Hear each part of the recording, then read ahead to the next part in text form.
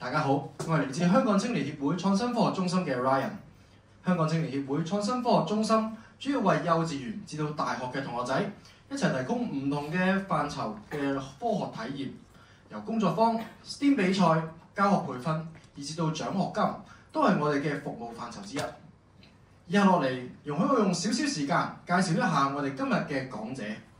我哋非常榮幸邀請到喺亞馬遜雲端科技 AWS 任職嘅黃浩博士，同我哋一齊探討生成式人工智能各行各業嘅變革式影響。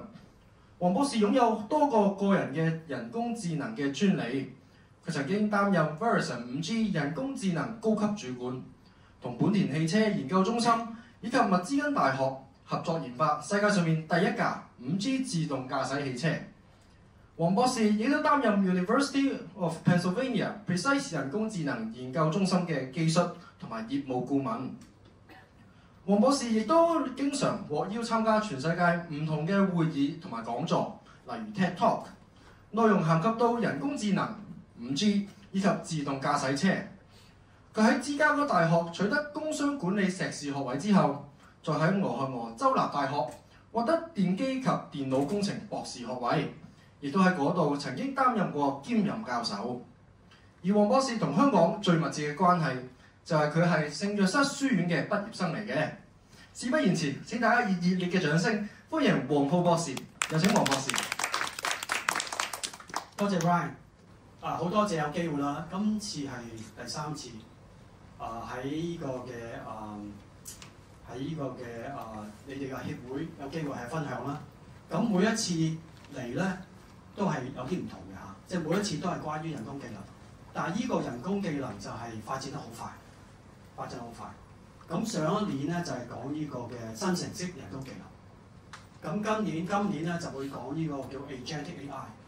咁咧就我會講廣東話，咁咧嗰啲嘅 PowerPoint 咧就係英文嚟嘅。因為咧就係要翻譯做中文咧，其實可以，但係只不過咧有陣時候咧就係就變咗 PowerPoint 得好亂同埋好多時候你上網揾咧都用英文嘅。咁咧我咧就會將呢個 PDF 咧就交俾主辦單位，佢就會寄俾你哋嘅。所以咧你哋又唔使咁緊張咧，就係影相嘅，唔使緊張影相。咁咧就我介紹下自己先啦 ，Ryan 介紹下我，介紹過我，咁我介紹下自己先啦嚇。咁咧就我咧就係喺有2次咧就喺 TEDx， 咁有冇人去聽過 TEDx 嘅 talk 嘅？TEDx talk。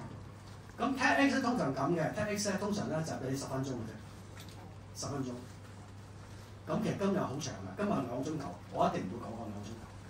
因為佢話10分鐘咧，就希望能夠將個新嘅思想、新嘅 idea 咧，就可以傳遞俾大家。咁咧就係咁我有機會有2次講啦，下面都有大概1000幾人。咁我係一個好好嘅經驗，就係話用一短嘅時間，點樣能夠可以將一個新嘅思想或者 idea 咧，可以傳遞俾下邊。咁我而家咧就喺呢個叫做 Amazon Web Services。即係亞馬遜雲端科技工作。亞馬遜雲端科技就係全世界最大嘅雲端嘅公司。咁咩叫雲端公司？雲端公司即係話咧，如果我係銀行，我係政府，咁我以前咧就需要咧係有好多電腦去操作我自己嘅工業啦，自己好似 bank 咁樣好多 transaction 你要好多，咁其實係好花人力、好花功夫。咁好多公司咧，而家其實大部分嘅公司都將佢哋嘅譬如話電腦嘅需要佢哋軟件嘅需要都有做雲端嘅。咁咧就係所以我哋公司咧就係全世界最大嘅雲端公司。咁我哋或者我哋嘅部門而家就好重視咧，就係點樣好用人工智能去幫助公司去創新。其實每間公司都係諗住創新你唔創新嘅話，你就會死亡。咁咧就係點樣能夠人工智能去創新？咁Ryan 講過啦，我其實喺呢個 Amazon Web Services 工作大概3年。咁之前咧我就係一間公司叫做 Verizon。Verizon 咧就好似係美國最大嘅mobile company， 即係話手機，即係唔係手機嘅，即係咩啊？電商公司電商公司。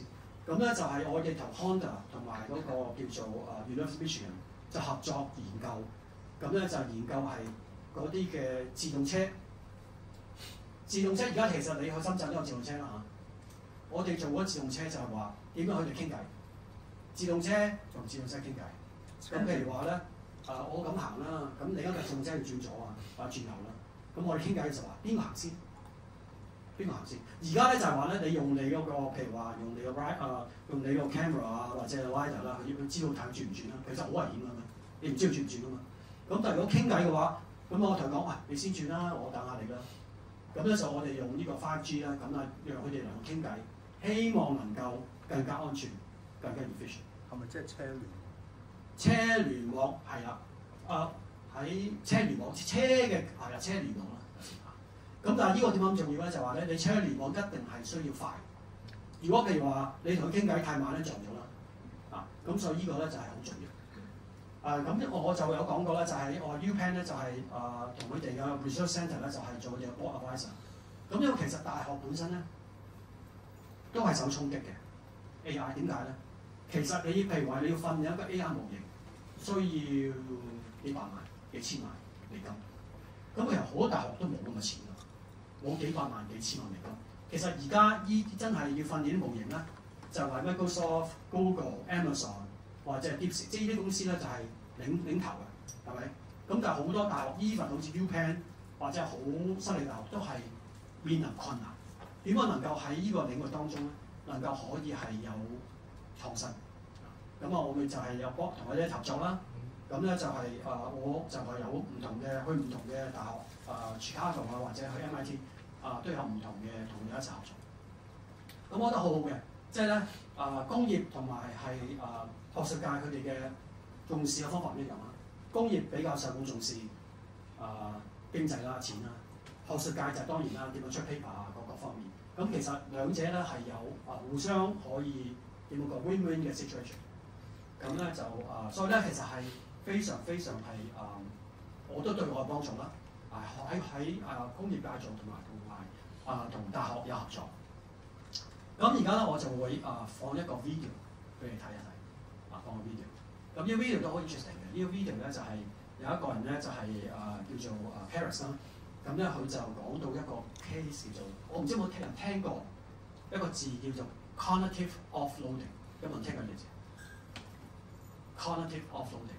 咁 cognitive 即係 condition 啦，即係話點樣能夠係你去認識啊、認知啊咁樣。咁 offloading 即係話咧，你將個認識咧就係交咗俾人哋。即係話咧，如果你學習，咁你唔學習，咁你就俾人學習，或者人哋代咗你學習。咁呢個Paris 咧，佢就解釋一下，即係佢有一個佢做咗一個好好嘅video。咁我睇一睇啊，呢個唔係好長嘅啫，就大概2分鐘。係英文嘅，係英文嘅。咁我一陣解釋下。Tell you a little story about Ramon and Erica, I've got this paper due tomorrow on ethics and AI. Can you help?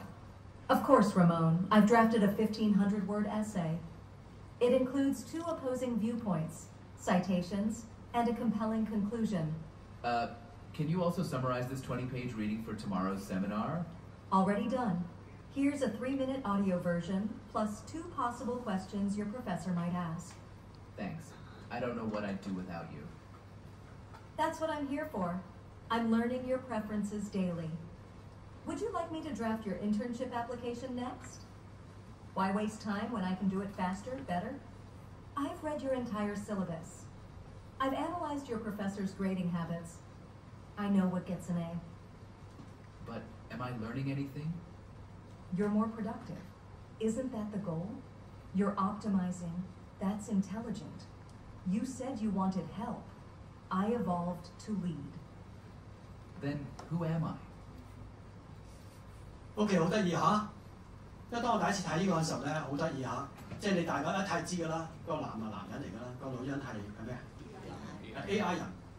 咁啊問下啦，哇！呢 AI 人好犀利喎，幫晒佢喎，唔使讀書，跟住同佢做下所有嘢喎，係咪？咁但係問題就係、Who am I？ 究竟我係邊個咧？嗱，以前唔係㗎嘛，以前你讀書你要譬如話你要讀書，跟住咧就係、譬如話你係小學、中學、大學，咁你好多時候出嚟你即係或者係佢俾個卷你翻屋企你要做。咁其實而家好多學校已經係一個煩惱，就話我俾個卷出去，個卷翻嚟，究竟個卷係邊度寫嘅咧？係邊度寫嘅咧？可能以前咧父母幫手啦，咁而家唔使啦，係咪？同埋個卷咧係 perfect 嘅喎 A 嘅喎，但係又分別唔到係 AI 寫定個人寫嘅喎，係咪？咁所以其實AI 嘅發展係好快速 ，AI 發展好快速。咁但係好多時候，乜嘢都有利有弊㗎，係咪？有視乎我點樣利用佢，點樣用佢。咁今日咧我就會有幾個話題啊。第一個話題咧就係話乜嘢係生成式人工智能 generative AI。咁頭先咧我同當中有一啲早嚟嘅傾過一下，就話其實科技嘅發生咧都係唔係突發嘅，係漸進嘅。即係好多時候咧，我哋而家嘅我哋最新嘅科技。都係有以前嘅發展啊！咁我會講少少，究竟生成式人工智能同以前嘅人工智能個分別係咩？個分別，因為咧你知道個分別咧，其實係幫到你。因為咧其實唔一定你要用最新嘅科技。嗱，我舉個例子啊嘛，譬如我要由呢度去譬如話去尖沙咀，咁譬如話我話最快咩咧？我搭的士咯，咁講啊，搭的士。但問題係，如果覺得搭的士嗰錢係老闆俾嘅，咁老闆炒你有啦。你搭 NT 入去咪得咯，係咪？所以唔一定係最好最叻嘅嘢你要用，因為咧可能唔係好經濟化。咁就會講生成式人工智能同埋以前嘅人工智能嘅幾個分別啊。更重要啊，就係話點解我哋今日要講呢個話題？點解要講 agentic AI？就係人工智能嘅代理人，係乜嘢導致需要做啲新嘅嘢？第三個就係 response AI。我諗呢啲咧係俾家長。我當中有幾多家長喺度啊？家長得幾個啊 ？OK。合規部咩啫？合規部 compliance。哦 ，compliance。即係話咧，如果你係家長，如果你係教育界。Responsible AI 就好重要，因為而家咧頭痛嘅地方就係話，好似某一個大學有一個 professor， 佢最近就喺呢個紐約時報寫篇文章，咁文章點寫咧話，我以後咧都唔俾功課佢，唔俾功課佢哋翻去做，點解咧？佢交嘅功課我都唔知係人工智能做定佢做。嗱，如果我改咧，嘥時間啦。如果我揾人工智能改咧，仲花時間。人工智能嚟，我人工智能改，哇！咁啊真係嘥嘅事啦，咁解啫，係咪？咁所以佢就點講咧？話以後我功課咁簡單嘅啫，翻到嚟想上工講3分鐘，我俾個題目你，即係你翻嚟諗啦。講完3分鐘就問你問題，咁你睇你識唔識？咁但係問題係你問，如果我一班得5個人得㗎，如果一班有500個人得啦，係咪？咁所以其實佢呢個嘅辦法都行唔通㗎嘛，係嘛？即係可能佢個班少人行通啫，多人行唔通。所以究竟我哋點樣能夠係好好運用呢個嘅人工技能？咁以後5年、10年，我哋嘅技術 core skills， 就正係公司究竟個社會係需要咩 core skills？咁我點知啊？究竟係我點知聽日、明年、後年、5年之後，其實係有機構係做過呢啲 survey 嘅。咁我會就去 show 下 survey 嘅，係好 current 嘅，係今年做出嚟。咁咧最尾個咧係最重要嘅，就係話呢個人工智能代理人，我哋喺度聽，譬如你嚟聽啦，即係2個鐘頭之後我哋走啦，係咪？咁我都知道㗎啦，你聽咧只係學嘢嘅1成，因為聽完之後咧，你去到飲下午茶你記得晒㗎，係咪？你就記得我要叫咩啊？我要叫粥食啊，要咩係咪？你乜都唔記得晒。人哋問你學過咩？唔知喎，嗰人講嘢我都唔知講乜啊！但係咧，其實學習咧就係一定係要用嘅。如果你唔用咧，你就會唔記得，就冇用。咁我希望咧就係能夠係幫到你咧30分鐘之內，你可以做一個人工技能嘅代理人。跟住咧就係 Q&A。咁咧就咁嘅，即係咧嗱，雖然我講2個鐘頭啫，即係呢個咩講座。咁我通常咧講唔夠耐，我講咧大概係50分鐘或45分鐘，跟住咧就會有大概半個鐘頭咧就係 Q&A 問問題。因為咧其實你每個人嚟呢度，你都有故事㗎，係嘛？即係你嚟到咧，因為我點，因為我屋企咧細仔，我就想幫佢，或者我而家揾工而家又要需要人工智能啦，我哋點樣能夠開準備自己？咁所以咧，其實 Q&A 咧係非常非常重要。或者咧，剛才我講嘅嘢你聽唔明，咁你話喂，我話Dennis 你講啲嘢我唔聽明你講乜嘢，咁你可以問一問啦。咁乜嘢叫做generative AI？generative AI 咁其實咧用嗰個圖畫咧就好啲啦，圖畫嚟解釋啦。咁圖畫解釋咧就係呢個好簡單嘅啫。咁呢個即係有啲叫做 neural network， 即係話咧我哋人咧咪有啲 neuron 喺個腦嗰度有 billions of neurons 咁啊。跟住佢哋咧就係咁呢啲咧就唔係真係嘅，咁呢啲係用電腦嚟模仿嘅，即係其實簡單好多係咪？人嘅 neurons 比即係電腦嘅係複雜好多倍。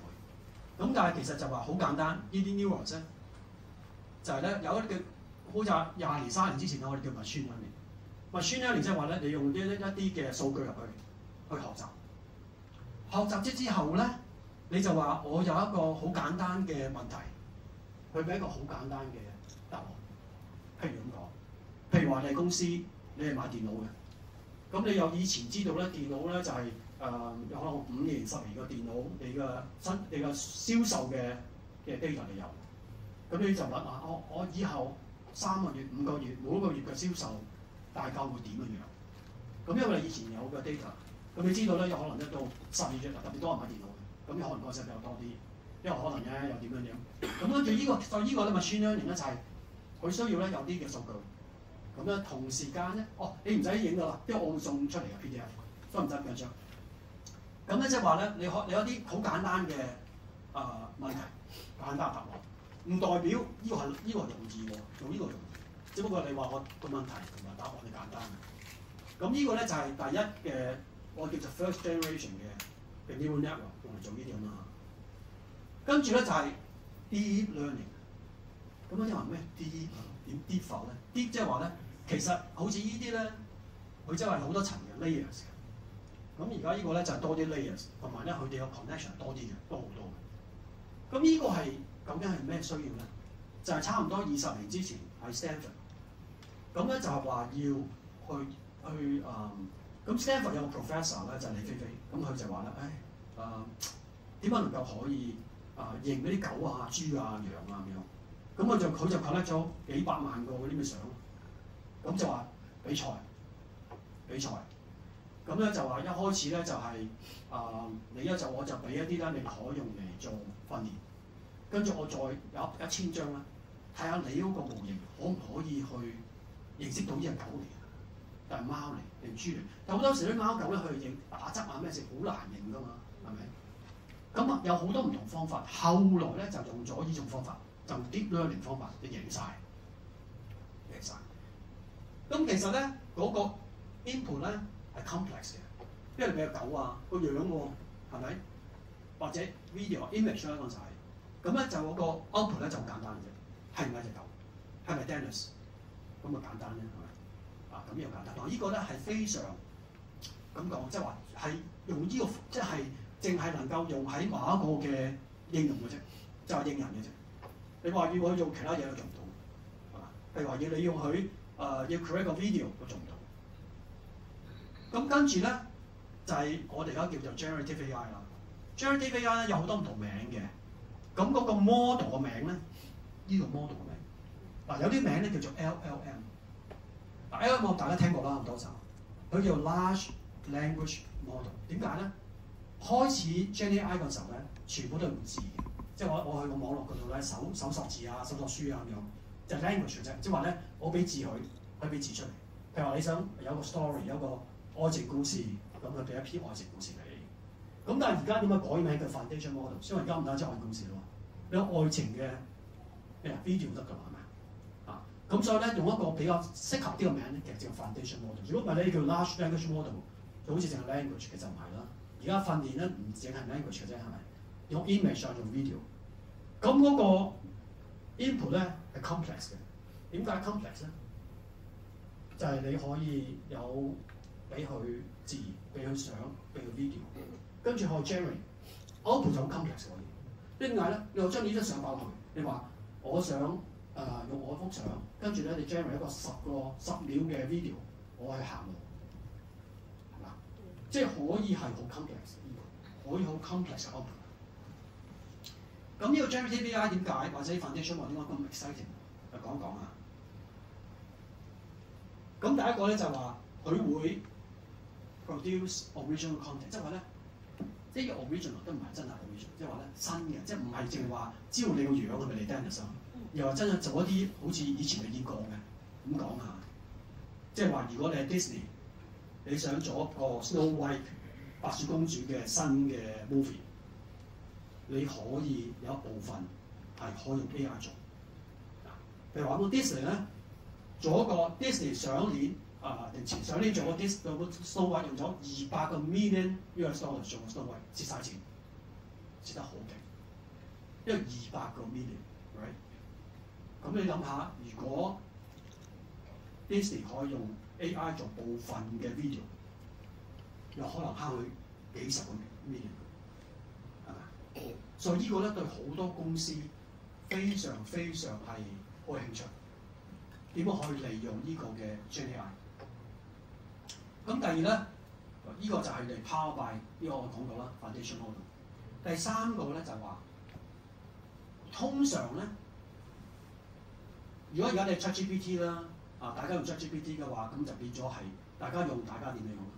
咁但係個公司嚟講咧，譬如如果我係銀行，我係政府，我係 insurance company， 我嘅 use case 可能好 specific。咁你可以咧訓練到呢個嘅人工智能嘅模型咧，係特別係專對你嘅公司，特別有效。最尾咧，佢就可以用喺好多唔同嘅 use cases， 即係話咧，如果我係做銀行，我可以幫我手，譬如話去接電話啦，我可以幫我手去 process 個 transaction 啦，可以做好多嘢。但係銀行入邊，我可以做好多唔同嘅嘢。咁所以其實就係、哇幾好用喎嚇！咁講咩係 generative AI 啦，從個 language 個角度嚟講，其實咧 generative AI 即係話咧，佢咧就去嗰個 internet， 去個網絡嗰度搜索好多唔同嘢，去譬如 Wikipedia、Google Books 啊、Reddit 啊，去唔同嘅 website 去 crawling 啦 ，crawl 嗰啲 data。咁佢 crawl 幾多 data 咧？係 trillions of data。佢 crawl 咗之後咧，佢就有晒嗰啲知識，但係其實唔係，佢係 compress 嘅。即係如果你就諗佢嗰個 large language model， 你睇唔到佢 crawl 嗰啲 data， 因為佢咧係變咗佢係，如果唔係太多啦，佢 compress。咁跟住咧就點咧？譬如話，如果你 type in the students open there， 譬如你 type in 呢幾個字啦，其實佢就係 predict 下一個字。哦，下一個字係咩字咧？咁因為佢睇過㗎嘛，佢睇咗 internet 睇咁多個，佢話：咦，我睇過。好似我見過呢四個字喎，通常呢四個字後邊係咩字咧？跟住嗰字係咩字？有可能 eyes、mouth， 因為呢啲就係或然率 probability。咁佢就話：哦，下一個就即係佢咧就係每一個字用或然率去做出嚟。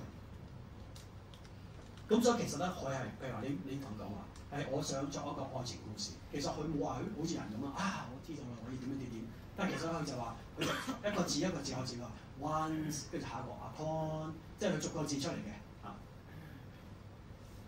咁而家 foundation model 我先睇過啦，其實好多唔同種，有淨係 text 嘅，即係話你俾字去出字嘅，係話有俾你俾字去出 image 嘅，或者而家最新咧就叫 multi-modal。modal 即係話咧 modal 就冇 modality 即係話咧唔同嘅。可以係 text 啦、image 啦、voice 啦、video， 所以而家咧就好興咧就 multi-modal， 即係話咧你入嚟佢出好多唔同，可以係 video， 可以係 speech 或者 coding。其實而家你要做軟件係非常好，軟件你講句話，譬如話，我想做一個乒乓波嘅軟件，佢可以喺10分鐘之後同你寫，有可能成個軟件寫出嚟。當然啦，未必一定係最完美嘅，但係至少可以寫到出嚟。咁任何嘢，就好似講 Spider-Man 一樣啦，即係你有好大權能，你就需要好大嘅智慧，係咪？啊，好大嘅 responsibility，咁一樣嘅，即係咧 GenAI 其實唔使影㗎啦，因為我會送俾你哋。你影都得，唔影都得，冇問題。不過你唔需要解。其實任何嘅科技都有本身有佢嘅risk 或者危機。咁其實你睇呢啲啦，我今日就唔會講呢啲嘢。因為我今日就係重點係講 Agentic AI。呢一度咧，我會講兩樣嘢。第一個咧就係 hallucination。hallucination 呢個字咧就通常唔會用嘅。hallucination 即係幻覺，中文即係幻覺。即係話咧，哎呀，你喺度喎，或者以往，哎呀，有人喺度喎，哦，真係喺度喎，但你仲喺度，但我唔知喎，幻覺。其實 GenAI 點解可能會幻覺？就因為咧，佢掃呢個嘅 Internet， 其實呢個 Internet 乜嘢咩都有嘅，咁講係嘛？譬如話咁講，而家特首係邊個？咁有可能你個特首係 Dennis， 係咪？係咪？係咪啊？咁變咗佢睇得多啦，都可能 Dennis 喎，係咪？佢唔知道係嘛？譬如話我咧就 create 咗幾萬個 web page 都話 Dennis 特首，咁佢睇得多，喂，唔係總之唔係我一份喎，總之就係、就係 Dennis， 咁佢好 sure 㗎，因為睇過好多嘅 website 都係 Dennis，咁肯定係啦，係咪先？咁佢變咗就，因為佢唔知道，佢分辨唔到係真定假，因為佢就係掃晒成個 internet。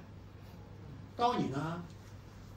就咁簡單嘅，任何公司做呢啲 model 本身咧，佢都有啲人咧再去訓練過嘅。譬如話，如果你 ChatGPT 問佢，哎呀 ChatGPT， 我想做個炸彈喎。你諗下 ChatGPT 點冇答嘅？咩道德問題啊？會做會提供答案。點解唔俾我咧？佢話 ChatGPT 好多 website 做過，知道晒點做炸彈㗎啦。點解可以唔講俾你聽？俾人告咯，所以咁間公司 set 咗啲 boost 俾個係啦 content 其實咁嘅，即係以前咧，我梗唔知佢點啦。以前咧就喺非洲，係啊，即係 reinforcement learning， 就話咧就佢喺非洲咁咧就請咗幾百個 contractor 嚟嘅。咁咧其實 OpenAI 就俾咗啲 policy statement。你問呢啲嘢咧應該點樣答？即係好似咧你訓練一個細仔咁。即係話咧，你咧就見到邊個咧就要稱呼爺爺啊、公公咁啦，係咪先？你唔稱呼就鬧你咁啊，直咁同你傾下咁樣。但係其實就係呢啲咁嘅公司咧都係咁嘅，都會請幾百幾千個人咧就係咁再訓練過。因為亦都咁講啦，即係話如果你咁樣做會被告啦，係咪先？係咪？咁咧就係、即係其實有好多嘅 problem。咁其實而家有一個咧好重要、好玩嘅，唔係好玩嘅就係 energy consumption。而家有啲嘅 data center 好似係咪外公司好似起緊嘅 data center 好似係10個 billion data center。而家有啲 data center 用電咧係一個細嘅城市咁有多。咁而家點解？而家就話你而家用緊咧，諗緊點樣用微型核子能電能、核子能嚟嘅。即係話咧，我有 data center 隔離整個核子能。點解？因為咧佢用電好犀利。所以而家咧有啲人話大陸係好走質素，因為大陸嘅電平啊。咁其實咧呢度有好多嘢咧，即係其實好有趣嘅，點樣能夠解決嘅問題。所以對當中其實呢啲係一個契機嚟㗎嘛。佢係危機，你可以變咗契機，係嘛？好似呢個 energy consumption， 如果你能夠解決到啲問題，就係一個好重要嘅我創新啦，唔講好要創新。如果你我用油嚟做嘅，咁啊唔係創新啦。但係你有咩方法去可以幫助係解決呢個問題？咁邊有創新？咁你話我側邊做好多 solar panel， 咁可能你成個 city 都 solar panel 先可以，咁有問題啦。點解我哋需要提出呢個嘅人工智慧代理人？咁呢個 GenAI 其實佢答幾好啊，乜都做到。MIT 咁大家知啦，麻省理工學院。咁喺7月嗰時候，今年7月，就係、發表咗一篇文章，冇人聽過呢篇文章。啊，呢篇文章喺美國咧就非常重要，即係如果你係呢個人工智能，呢篇文章係非常非常重要。好簡單嘅啫，呢篇唔係嗰啲學術文章，呢篇咧係一篇俾點講啊？俾呢個嘅俾個 business 去睇嘅，所以唔係學術，好易睇嘅，18頁度。咁佢講咩？呢篇文章講咩？講咧就話，大家都用呢個 ChatGPT 或者係 Copilot，咁大家知啦，呢、呢個係咪？咁呢個冇乜新消息啦，下一個先緊要。佢話咧，大公司入邊，佢哋用呢個嘅叫做新程式人工智能，叫 pilot 啫，即係話佢哋想咧做一啲新嘅 project， 10個、100個得95%係失敗，即係話啲公司投資100萬、1000萬、1億都係一個水嘅。咁而家啲 CEO 啊、嗰啲 CFO 啊、CTO 咧就揾住啲 SVP， 即係個 AI SVP 咧嚟吊住佢頸。點解我花咁多錢？我花咗1000萬，你冇嘢睇㗎，冇嘢睇。哇！你同我講呢啲咁好，冇嘢睇嘅。點解咧？佢大家淨係用嚟做點啊？哇！你哋而家寫 email 好靚喎，又冇 error 寫 email 咧。但點解對我哋公司嘅 profit and loss 完全冇影響？哇！你話呢個又點啊？可以做，又幫我哋可以增加我哋嘅嗰個pay and up。Where？ 咁點解好似咁叻嘅科技，但係冇成果咧？冇成果啊！咁呢個文章講喎，冇成果用 why 好重要㗎喎，係咪 why？ 點解咧？如果你自己用 ChatGPT 好簡單啫，你冇同佢講兩句係咪？好易用。但係公司真係要用呢啲 GenAI 嚟改變佢公司嘅運作，非常困難。點解？佢公司入邊咧係好複雜㗎嘛。如果你銀行好多系統係要你聯繫住㗎嘛，你唔可以入到去淨係改啊，好難改㗎喎，係咪？因為咧好多呢啲嘅我叫 GenAI system 啦，佢點咧 ？Does not retain feedback， 即係話佢做錯咗，佢唔知點樣去改善。佢唔可以，因為唔同公司唔同做法，或者唔同公司入邊亦都可能唔同做法，係咪？好喐大公司大把啦，係咪？同埋咧，佢唔可以喺時間裏邊咧係可以 improve 或者係改進。都有人咁係咪？人如果你公司做嘢，你會睇下，你會睇同事啊、boss 啊或者公司做法咧，你會改變㗎嘛，你會適應㗎嘛。咁但係啲 GenAI 咧就冇呢樣嘢，你就問佢嘢，佢俾翻你，佢唔係太知道究竟係應該點樣做。所以點解呢個嘅人工智能代理人咁重要？咁乜嘢叫做人工智能代理人？人工智能代理人有幾個字非常非常重要。第一個字係非常重要，叫 autonomous。autonomous 意思話咧，即係你唔使同佢講噶，即係佢自己識做嘅，識做，即係叻人嚟㗎，即係我叻人喺度。咁如果以前咧就 program 佢啦，即係話我 program 呢個 software 點做，咁啊唔係叻人啦，即係因為你 program 佢啦，係咪？但係呢個 autonomous 即係話你唔使 program 佢都識做喎，咁要叻仔啦，係咪？叻女啦，係咪？咁呢個叻仔叻女做乜嘢咧？3嘢 reason 去諗。如果我有個咁嘅，我老闆叫我咁做嘢，我應該點做？點？即係呢個咧就係要 analytical thinking，點樣去解決呢個問題？點樣去諗？第二個咧就話。諗咗之後咧就話 plan， 究竟有乜嘢 task 去做？譬如我老闆話：喂，你要整個 report 喎，因為我哋聽日要同 CEO 講點能夠增加我哋嘅盈利喎。咁我諗下，係喎，咁啊可能跟住咧就會寫，第一步咧我就呢個資料，第二步我點樣，第三步點樣？跟住咧點？要做出嚟 complete 個 task， 唔係淨係諗，唔係淨係計劃，係做佢出嚟。直做出嚟，哇！你諗下，呢個點解叫 agent？ 因為佢做嘢㗎嘛。代理人點解叫代理人？即係代理做啲嘢係咪？即係話咧，佢做啲嘢出嚟，話幫你，所以點解叫個 AI agent？ 其實你諗下 ，travel agent 一樣嘅，你打俾 travel agent， 佢同你 book flight 一樣嘅喎。點解咧？你同 travel agent， 我聽日去日本啦。咁 travel agent 話：咁我揾下啦，我諗下你去日本啊，咁啊。咁佢諗下點樣解決問題，跟住佢又 task， 我要 website 揾啊，咁要點？跟住同你講翻，喂，Cathay Pacific 聽日2點鐘有飛機2000蚊，要唔要我買啊？佢好啊，佢即刻同買 charge credit card。哦，咁而家 agent 唔係人嚟嘅，你聽日咧你打俾呢個咧，原來係一個 AI agent 去傾偈。我聽落好似人，但係唔係人，但係佢好似以前個人嘅 agent 咁同你傾偈。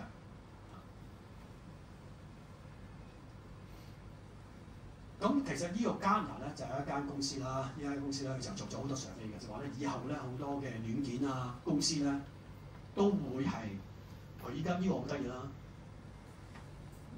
呢個幾年之後3年之後，好多公司入邊嘅工作 workflow 咧15%唔係好多15%都會係用 agent 做，唔係人做，即係而家人做嘅嘢，有可能幾年之後係用 agent 做。頭先個 customer care agent 已經係一個例子 ，travel agent 譬如話咁講，譬如我係 Cathay Pacific， 我係有1000個 customer care agent， 即係話譬如話你打電話去 book flight啊，或者你 flight cancel 你去 complain 啊，要改啊，咁有人接你電話嘅，係咪？咁以後有可能咧，頭一線嘅人未必係人嚟嘅，有可能 agent 嚟；第二線咧有可能人嚟，第一線搞唔掂，可能第二線啦。咁你諗下啦。譬如話突然間打風啊，香港 wing 啊，咁你諗下你打 Cathay Pacific 要等幾耐？有冇試過？跟住等個鐘半個鐘，點解咧？你有幾萬個打去㗎嘛，係咪？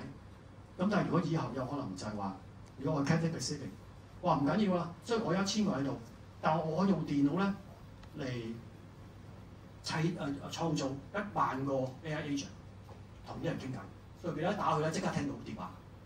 即刻同你解決問題。咁你諗下，從 Cathay Pacific 嘅眼光，哇，幾好喎！我增加咗顧客嘅 satisfaction， 同時我可以減低嘅人工。我唔需要請1000個人啦，我請500個人得啦。從顧客嚟講，以前我要等半個鐘頭、1個鐘頭、2個鐘頭，而家即刻打即刻接到嘅。你諗下從 Cathay Pacific 嘅 CEO 嚟講，佢點諗？幾好用喎，有諗，係咪？所以點解人工智能代理人喺美國其實上已經係開始係好紅嘅、好火嘅？點解係咁多公司會係有興趣？咁睇一睇究竟係呢個 agentic workflow 同埋而家嘅分別啦。咁呢個而家咧就問問題，跟住佢俾答案你。就係咁啦，你用 ChatGPT 就咁啦，係咪 ？agentic workflow 點咧？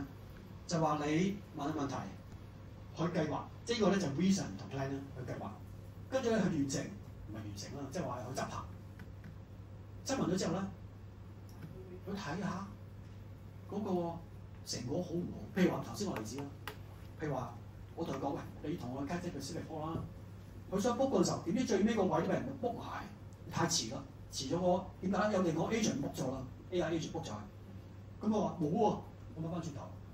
同呢個 agent 講，喂 book 咗啦，但係咧晏晝5點有班機，你要唔要？5點機都得，同樣錢啊嘛。咁佢又翻轉頭，誒 OK 啦喎，轉一聲翻去，得啦，我俾翻 confirmation number， 聽日你就可以搭飛機啦。所以呢個你諗下，呢個係唔係淨係同你盲目做喎？佢仲會同你睇下個 result 好唔好？哇！你諗下，哇！呢個有啲即係有啲腦啦，係咪？唔係淨係盲目同你做。咁究竟個 AI agent 有咩嘢摸索佢做呢啲嘢咧？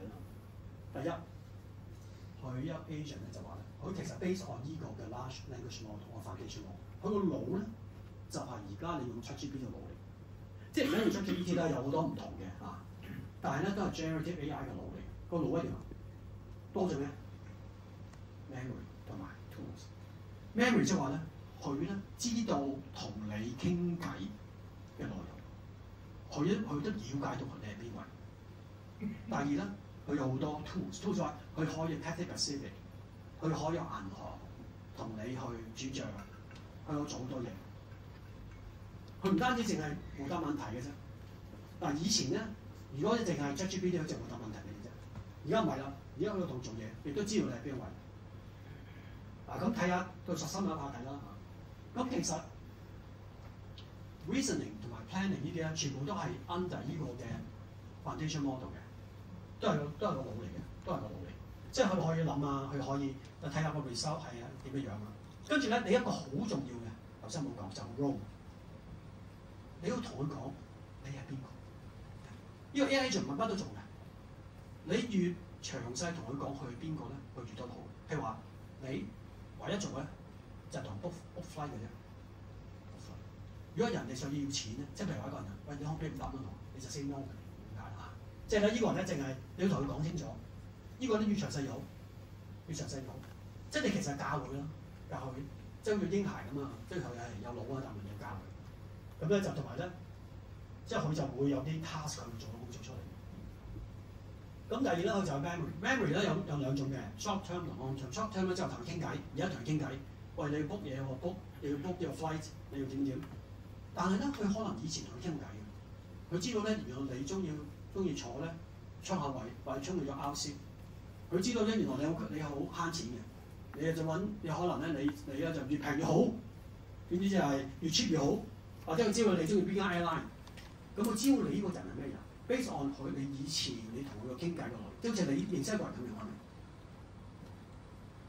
同埋頭先講過啦，好多 tools， 呢啲 tools 咧而家係有好多幾百幾千，你可以去唔同 website 做咩嘢啊？你自己你個公司入邊嘅 system， 公司入嘅 database， 你可以去去搜集。我舉個例子啦，我最中意舉例子，customer care agent， 譬如有一個人就係嚟，佢就打電話，譬如話我 iPhone 壞咗啦咁講。咁咧佢第一個咧就係睇 memory， 因為佢知道你以前問過啊嘛，嚟過嘛。咁佢又知道咧，同埋或者去 memory 就睇下以前 database 乜嘢。我話依個問題有冇答過呢？以前有冇其他地方答過咧？如果有，好簡單啦，咁我會去啦。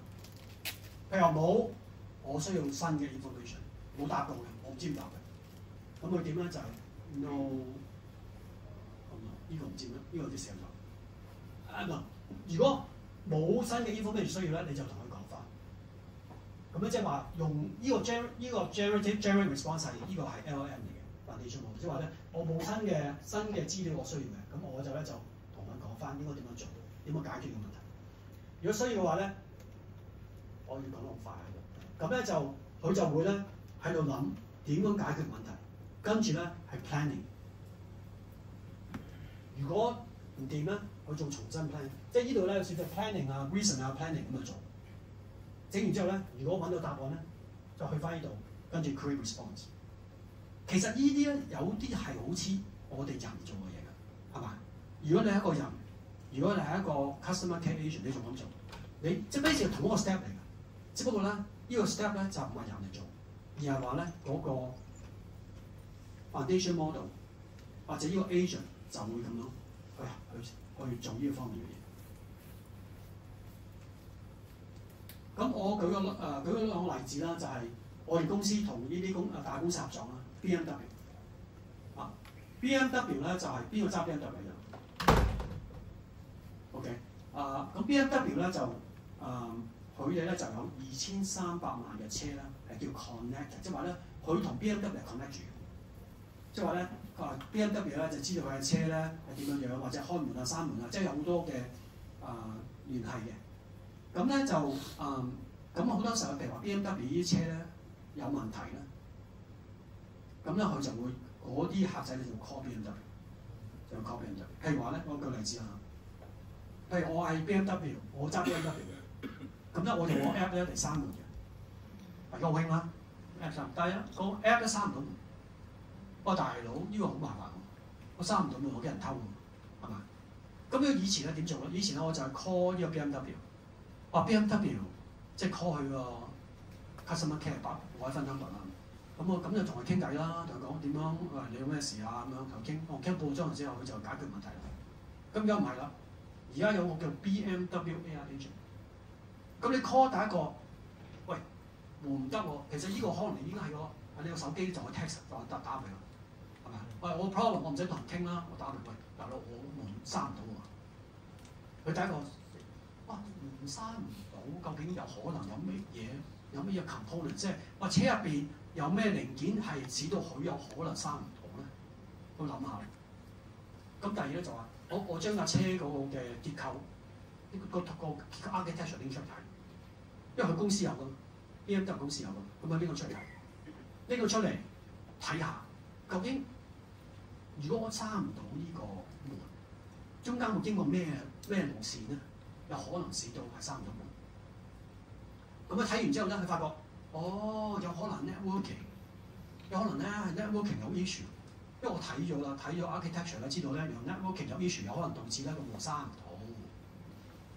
咁佢話好，因為咧如果你架車有問題咧，佢會 generate 啲 error 喺車入邊。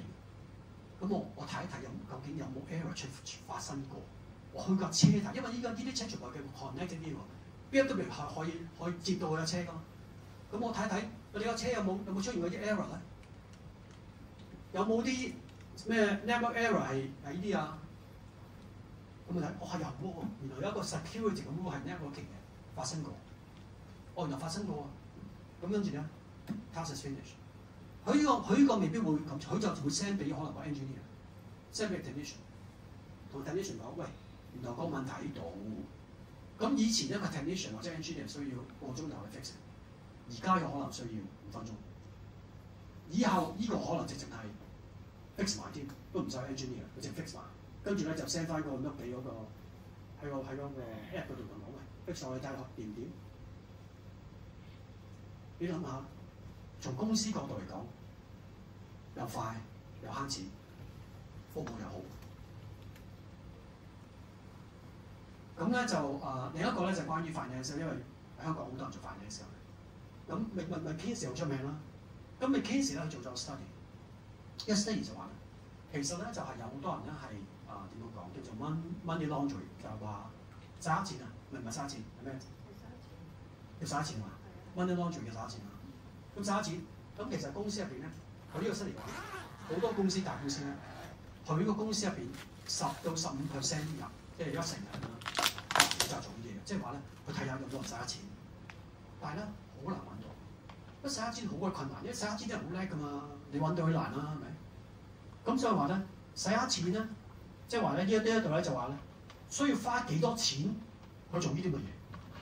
從公司眼光嚟講，有一個就話咧，洗黑錢咧係需要花好多錢㗎，去好多錢去夾住佢有冇洗黑錢，但係咧又洗唔到，又夾唔到啊！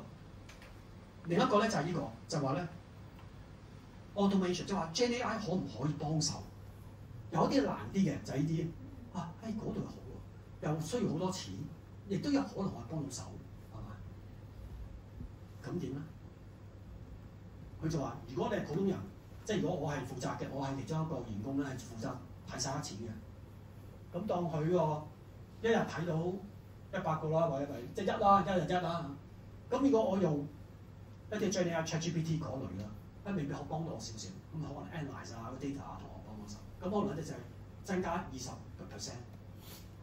咁但係譬如如果我能夠有 AI 嘅 assistant， 即係我有啲 AI 幫我 send 咗出去，佢同我 analyse transaction 咁樣，有可能係100%。但係更加重要就係，如果我能夠係有成批 AI 嘅 agents， 我叫 manager AI agents， 我手下有20個 AI agents 同我去到嗰度，或者唔同嘅 bank account 啊，唔同啊。同我去搜集 information， 呢個叫做 manager of AI agent， 可能係要增加20倍。當然啲啦，呢啲咁嘅數字係數字遊戲啫，係咪？即係話其實就話以後有可能你去做，你係員工嘅話，唔單止你係員工或者你 manager， 唔單止你手下有5個人，你手下有可能有20個 AI agent， 因為你嘅手下係 AI agent。即係話咧，佢有啲嘅 junior 啲嘅 job 唔係去做嘅，佢 junior 即係話我 manage 5個人，50個人，我同佢講，我同呢個講，阿 A 同佢講，阿 Jo 啊，阿 Jo， 而家你下邊咧5個人跟你，唔係人嚟嘅咧，係5個 AI agent， 咁你就 manage 佢啦。佢哋可以做啲 junior 嘅工作，如果佢搞唔掂，就會 escalate 到你哋做。當然呢個唔係話所有工作種都會做到啦，咁講。但係呢個係可能做嘅，可能有一啲嘅工作會咁樣做，咁嘅應用。咁我有一個就去到呢個 responsible AI。其實 responsible 呢個咧主要係為咗學生啊或者家長，因為而家學生仔可能佢玩電腦玩到12點夜晚，突然間記得我聽日做功課，有篇文章要交喎，我唔緊要 ，ChatGPT 2分鐘我就做㗎啦。先生都睇唔出嚟係 AI 做嘅。有冇？係啦，佢點解整個 error 喺度？點解咧？佢整咗出嚟，跟住再揾咗 ChatGPT 就話你加啲 error 落去啦，咁樣等我先生睇唔出嚟啊嘛。先生可能都係用出 AI 去幫佢改。而家其實都係就交由 turn it in， 即係有個 tool 啦。如果你先生你要知有個 tool 好簡單 turn it in 用 AI 嘅，但 AI 都好笨㗎嘛，係咪？咁你 AI 同 AI 改卷，佢真係好戇居嘅先。大家用 AI 改卷有冇戇居嘅？咁咧就咁我就會用有兩個嘅 reference， 一個咧就係牛津大學啦，全世界將我出過大學啦。咁佢點樣能夠即係佢點樣有咩 GenAI policy、AI policy？ 咁佢就話牛津大學我哋咧做3年，即係唔係淨係3年，即係話我主要咧係教啲學生做3年。第一個咧就話咧，我要拎資料，識點拎資料。第二咧係點樣識咧？係嚟 construct 一啲 evidence-based 嘅 argument， 即係話咧，我能夠係有一啲有證據嘅方法，我可以嚟表達一啲嘅 idea 咁嘅方面。第三個咧，我能夠表達3樣，我就要訓練呢個能力。咁都係啫，係咪？無論你去任何各行各業都係咁做嘅，係咪？跟住咧就話 AI 咧就唔應該 replace 咗人嘅 critical thinking。咁譬如話，我講例子咧，我頭先講個細路仔，去到12點，玩幾個12點，好鬼攰啦，瞓覺。咁但係唔記得咗要做功課，咁佢唔做功課點咧？就揾 AI 做啦。咁 AI 做點咧？就話 AI 你同我寫咩文章咯？咁其實佢就冇 critical thinking，佢就淨得講句啫，係咪？咁其實佢又冇做呢3樣都冇做啊，即係講句咁。咁其實佢就 give up 咗佢develop 佢個 critical thinking。其實你嗰個字叫 cognitive offloading， 即係話你冇去點樣講？你冇去訓練你隻腦筋，咁你腦筋咧慢慢就係咁大㗎啦。咁另一個咧就係焦豆啦，焦豆咧又係咁佢講咧就話 AI 咧係需要用嘅，因為你而家唔用都唔得㗎啦。但係咧個 supplement， 但係唔係一個 substitute。supplement 唔係一個 substitute。其實你如果睇任何嘅好多嘅大學啊、好多中學都係咁，呢個 idea 差唔多。咁但係問題係咁你咁講啫，大家用法唔一樣，即係你啲細路仔可能就唔會咁做。咁咧就我又點解我要做呢樣嘢咧？就話咧，如果你就係淨係強迫嗰啲學生，你唔俾佢原因嘅話，佢唔服你嘅話，佢唔會做。呢份佢服你都未必做，但係你至少佢服你咧，佢覺得原來有原因喎。原來我媽咪叫我唔好12點用 ChatGPT 做呢樣文章有原因喎，想我好嘅喎，以後我唔失業，唔會係咁躺平，唔會係踎街嘅喎，係咪？咁但係問題你要細路仔咧，最緊要就係俾 data 佢，係嘛？你要等佢自己去明白呢樣嘢對佢好嘅，你只壓佢都冇用嘅，係嘛？你壓得嚟佢發彈㗎嘛。咁所以咧，其實咧有個 report， 呢個 report 好嘅，就係每一年咧就係 Davos Switzerland。就有一個叫做 World Economic Forum， 你有冇聽過？有啊，呢個好出名嘅。佢有錢佬咧搭飛機，一個搭飛機去，普通晒成世界就去嗰度開會啦，係咪？好多人就係，一個人搭大飛機㗎，係咪？咁咧，佢每幾年咧，花3年度啦，就有一個叫做 Future of Jobs， 佢就訪問咗呢個1000多個公司，全球性嘅1000公司。咁佢問啲公司，喂，你哋究竟係需要嗰啲員工係乜嘢？叫 core skill 啊 ，core skill 咧就係咁，即係話咧有兩個字咧要清楚，一個叫 domain skill， 一個 core skill。domain skill 咧即係話我係醫生，好似我哋當中有醫生啊，咁我有 domain skill， 我要 surgery。core skill 即係話咧，無論你做任何工作都需要嘅，做任何工作都需要嘅，就叫 core skill。即係準時咪 core skill。你做任何工作，我都需要準時啩，咁呢個係個 skill 嚟。或者咧，你能夠迎接壓力嘅，呢個 core skill， 任何 domain 你都需要話有壓力㗎嘛，係咪？咁就問啦，究竟喂你啲員工，究竟你今年、明年、後年到2030年，究竟最咩 core skill 最重要？咁去睇啦。呢個係放今年，即係話而家呢個就係 share of employees， 即係話咧有幾多員工覺得呢樣嘢係非常非常重要。咁呢個係69% 啦，咁越嚟越少啦，係咪？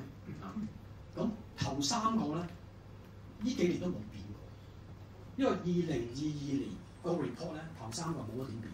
第一個都聽日冇變過，即係話咧解決事情嘅能力。嗱，無論你做咩工，你都要解決事情嘅能力。冇任何工係咪？第二個就係 agility 即係好似 EQ 咁咯。喂，老闆鬧你喎，我唔撈啦，係嘛？咁你咪死梗啦！聽日唔撈，後日唔撈，係咪？你咪屋企係咪靠父母啦？係咪？咁第3個就係 leadership 同 social influence， 點樣影響別人？呢啲咧，呢頭3、4個咧冇變到。AI big data 11都重要但係就唔係話1啦咁講啊。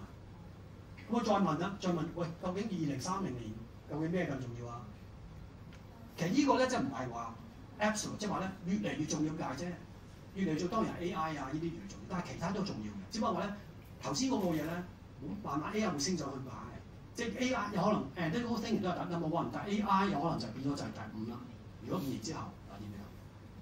咁即係話其實 AI 就一定係重要，即係話咧唔單止你有呢個 basic 嘅 core skill， 即係話你解決能力啊點樣，你 AI 嘅認識知識都係非常。所以你今日嚟講，我就咁解嘅嘛。你覺得呢啲重要啦，如果唔係唔使花星期6 2點鐘過嚟啦，係咪先？你去飲茶啦，係咪？咁我想問下，呢啲係咪已經爬升上啲頭先嗰 top 3嘅咯？即係咪意思？唔係，呢個話咧，即係話咧，對唔住，佢話佢哋覺得 increasing or decreasing importance 更加重要，唔代表人都冇可能更加重要，即係話咧 AI 緊啊。其實你如果睇過咧，我冇操到啦，以後寫作嘅 importance 就冇咁高。我 cut 咗啫。如果你睇落去咧，點解有 ChatGPT 啊嘛？所以有啲嘅技能咧係越嚟越比較上冇咁重要。所以你寫 email 講真，你而家其實你英文唔好或中文唔好，我話大佬用 ChatGPT 嗰個你都係文人嚟㗎嘛，你 sell 出嚟係咪？咁所以有啲嘢咧就係有可能隨住時間或者科技發展嗰個重要性冇咁高啊。Did you ever wonder? Did you ever wonder? 咁咧，我而家就 show 個 video 俾你睇。嗱，呢個 video 咧就會傳承嘅。呢個 video 咧就係100% 係 AI 做成嘅。咁我想你睇下，究竟呢個 video 有咩問題？有咩問題？睇下有幾個細路仔，睇下個細路仔有咩問題。我 show 俾你睇，我會 show 多次㗎。你睇完我，你諗諗。睇下即係睇係有咩問題？70秒嘅啫。Ever wonder how Toys R Us and Jeffrey the Giraffe came to be? The son of a bike shop owner, Charles Lazarus, had a vision that would go on to change toy stores forever.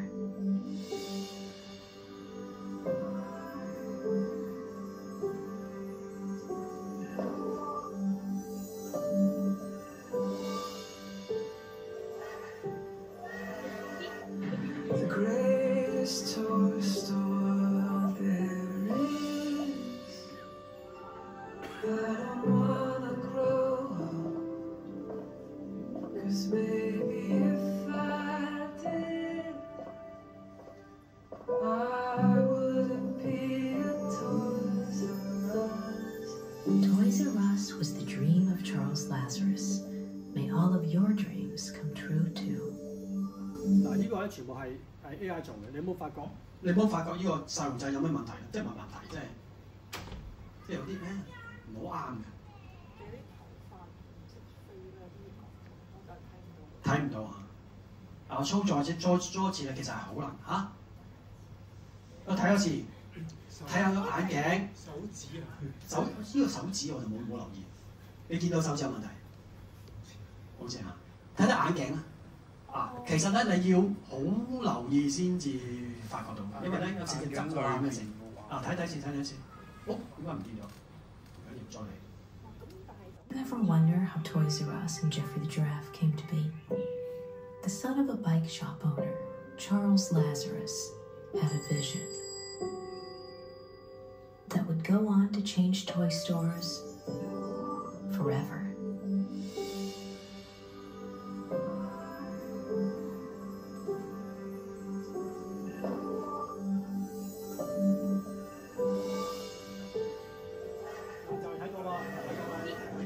The greatest toy store there is.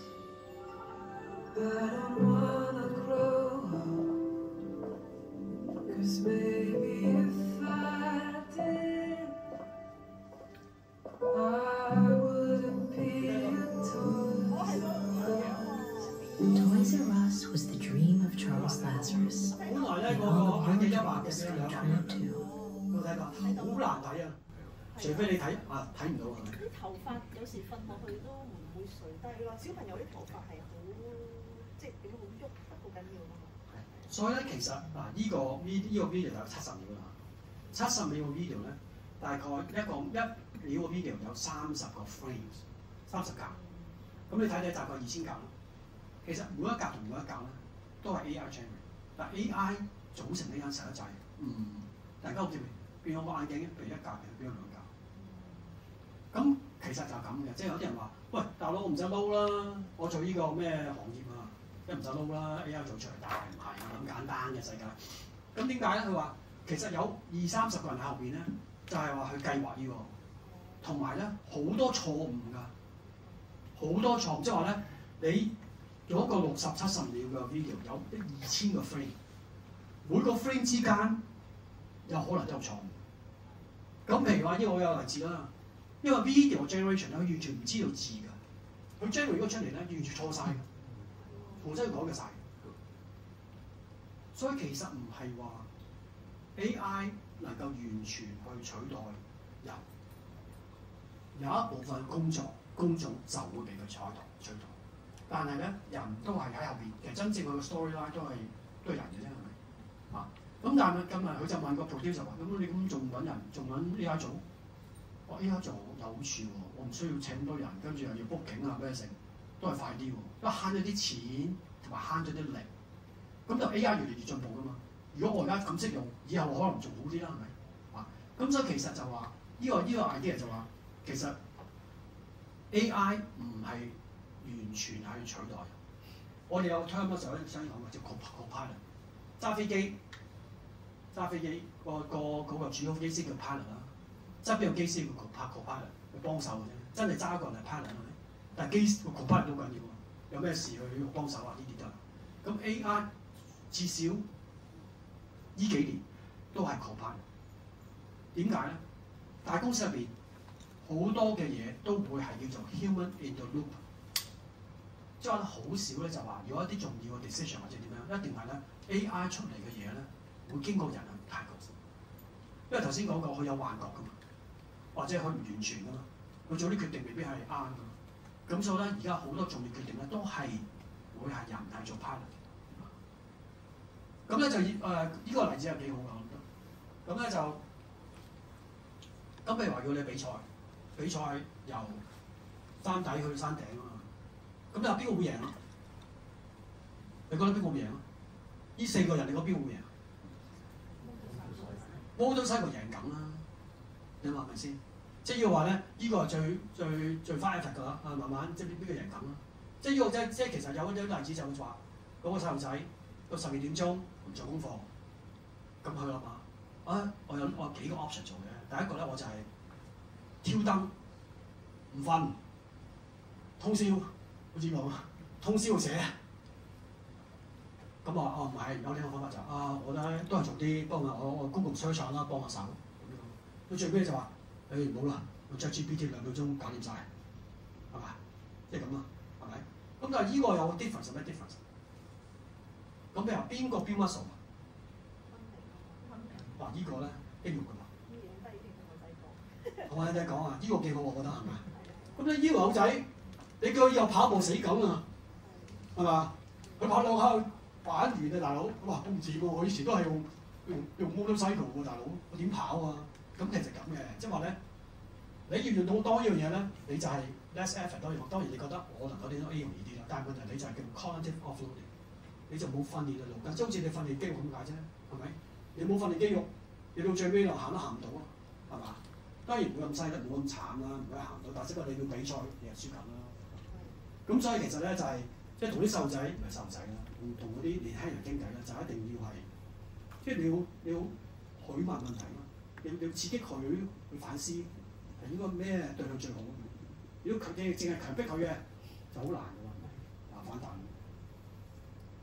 咁其實就話 AI 係個 supplement，即係話頭先你話喺呢個又好難嘅，又係嗰個好難，咁中間呢個點去量住咧，又好難做㗎。即係 AI 係個 supplement， 究竟係好似呢個 bicycle 啊，定係好似呢個 e-biking 啊，係咪？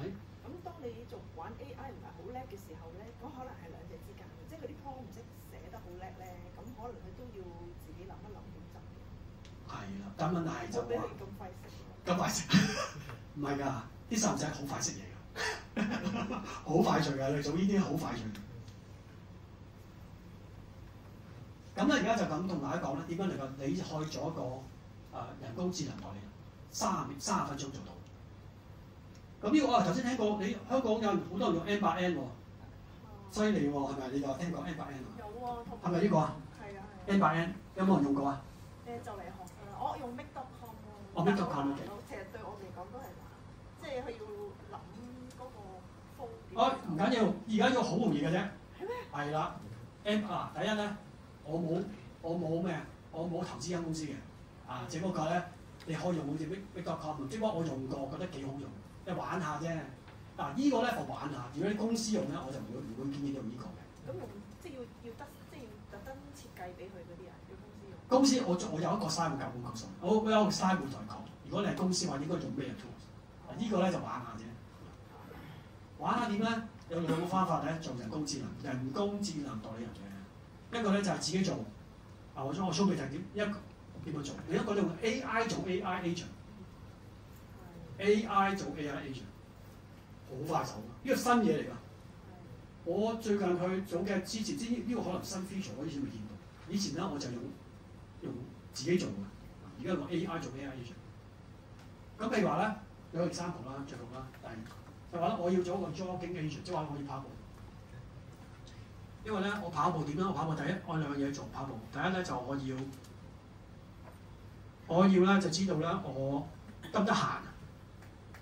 第一陣間我講完之後，我一陣間4點到6點有冇其他 appointment 咁講啊？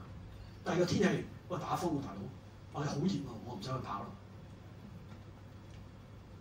咁咧同時間咧佢會 connect 到 model， 即係有腦嘅呢個 agent， 同埋有 memory， 佢會知道我傾偈嗰個內容嘅，以前我傾嘅內容。咁呢個 AI agent 啦嚇。咁如果你係就咁做，咁咧就點咧？如果你去咗啲 website 咧，第一件事咧佢就有個 AI agent， 跟住你有 connect to 你個 model 啊、memory 啊同埋 tools。咁下一步咧，呢個就我做嘅。咁咧就點咧？你就咧，因為如果你用 ChatGPT 咧，其實你已經有 model 度，你有個 username password 㗎，你有個 connect 住佢咧 ，basically 就用你個 model。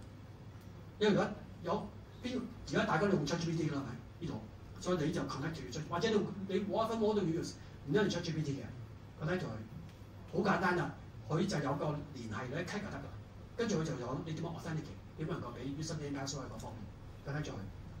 第二個咧就係個 website 叫做 Simple Memory， 唔使錢，好簡單。你又可以 connect， 你先 create 咗個 account 佢，你 connect 佢，即係話咧佢我知道你同佢傾偈嘅內容，就 save 喺呢度。第三個咧有一個 website 叫做 Open Weather Map， 你喺入邊 create 個 account， 好快嘅。跟住咧又 connect 到佢，你又知道咧而家香港嘅天氣。最尾一個咧就話。如果你有 Google 嘅 Canada， 佢就可以 connect 到你個 Google Canada， 你俾 authorization 俾佢，佢知道你今日、聽日所有嘅 schedule， 好簡單。呢個係點係次序定係點啊？唔使嘅，都得㗎。你 connect 咗之後，唔使定次序嘅。Make.com 係要條 link 係次序要啱嘅。呢個唔使，唔使次序。咁你整到之後咧，就呢個就做到㗎啦。咁如果你用 AI 做 AI agent 咧，就簡單。你就俾個 prompt 就得㗎啦。你個 prompt 話：喂，我要做個 agent 幫我手 jogging。跟住咧，哇！呢個勁啊！佢即刻 create 呢嚿嘢出嚟。當然呢嚿嘢咧有少少，佢冇做 memory。可能我自己一個 memory 咁好簡單啦。至少佢將好 basic 嗰啲同我整晒出嚟啦。咁啊慳咗好多時間。都要填一呢啲譬如你點解要咁咧？因為咧佢要你 authenticate，佢 connect 到你個 account。咁但係至少佢將呢個整晒出嚟。哦，咁好簡單喎，係咪？即係你可以做自己做嘅，咁你可以先做呢個咪 save 咗啲時間係咪？save 咗啲時間，但係你都要 connect 到你嘅，因為問題佢冇你 credential connect 你個 Google Map、Google Calendar 㗎嘛，係咪先？你都唔想啦，係咪？啊，咁你大家都好簡單啦，你咪去 connect 下啦，咪。跟住點咧？就係個 call flow 就簡單嘅啫，個 call flow 就係你問佢做下 job now，跟住佢入邊 agent 就會話，佢就會 look 喺 calendar 係咪 available， 跟住睇下咧你個 weather， 跟住如果得嘅話咧，佢就去 OpenAI 同你傾偈，哇！你可能好中。咁呢啲 reasoning 全部都係嗰個 large language model 同做，呢個點樣？呢個 step 啊，做埋晒。咁所以其實睇你可以喺30個 minute 當中能夠做到一個 agent。喂，而家 with AI 做 AI agent 做好快。嗱，咁呢個咧有一個 QR code 咧就係有一個 video 咧要25分鐘嘅，就教你做，即係教你多啲，因為我冇時間同你講高分啊。咁呢個咧唔錯，呢個 YouTube 嘅係幾好。咁頭先有問題啦，如果我係公司嘅話，嗱呢個 N8N.IO 咧就係譬如話你想玩嘅或者細公司嘅嘛，係。哦，唔係有一個就話用 action item， 即係話咧，你哋嚟聽完之後翻去咧就係你食冚茶 get 晒㗎啦，咪？跟住咧，如果你 within 30 days 能夠做自己 agent， 你就真係學到啲嘢，係嘛？唔單止你自己，你公司啊各方面。咁如果你係公司，你應該用咩咧？我提議你用個 land chain。land chain 就係 open source， 嗱我冇投資間公司嘅，啊呢啲全部 open source， 即係話咧，而家好多公司都用嘅。其實我公司係有一個叫 Strands 嘅，反而冇用 popular， 咁所以我就提議咧，你哋可以考慮。如果係公司嘅話咧，當然都複雜啲啦。你自己可能雲端啊，或自己你有 computer， 你自己要 open source， 即係呢啲要 IT 人先得做到嘅。啊，即係如果你話你冇 coding experience 咧，你就冇搞呢樣嘢。呢啲係咪要外判啲團隊搞啊？定係公司？你公司人仔咁叻咪得？嗱，你睇公司咁叻，你問佢，喂，可唔可以同我搞呢樣嘢啊？咁你可能公司講，哇，我掂啊，我掂啊，好難講啦，係咪先？喺公司就接我叻唔叻啦，係咪？啊，即係其實就唔係太難嘅。如果佢有軟件嘅經驗，佢又比較上肯學。嗱，當然啦，好多都唔知呢樣嘢㗎嘛，最肯學。知唔識搞，咁呢啲唔緊要啊！學軟件就咁啦，知唔識搞係好平常嘅事啊，係咪？適合公司用其中一個大原因係咪佢做到 data privacy？點解咧？因為 N8N.IO 係人嘅 website。係啦。例如你喺銀行嘅話，你唔好將你啲 data 擺喺 website 係咪？點講係咪？咁所以變咗你就可以喺你自己嗰個嘅 cloud 或者自己嘅 data center 做。咁變咗用呢個。喂，點講？好多嘅，有 Cursor AI 有唔同嘅，即係不過咧點解咧？我琴日去咗Chicago 俾演講，咁有啲人問，喂，究竟我可唔可以用 N8N 嘅公司啊？我就話唔好，我用 Land Chain。問咩話？你咩話？咁啊，唔緊要，我整個嘢喺度啦。咁你知道，咁就變咗大家睇到啦，係咪先？就話咧，其實有好幾個咧好 popular。Land Chain 另一個叫 Cursor AI， 有一個叫 Strands， 好幾個咧係好好用嘅。咁但係依個咧係最多人。暫時最多人，咁所以咧，其實你就可以試下啦。如果你公司嘅話，咁我唔係話我要 recommend， 因為我唔係投資喎 open source， 因為 open source 㗎嘛。其實呢個係唔係公司嚟嘅，係後邊有一批人係有興趣去 develop 㗎嘛。咁呢個係 example 啫，你可以用唔同嘅。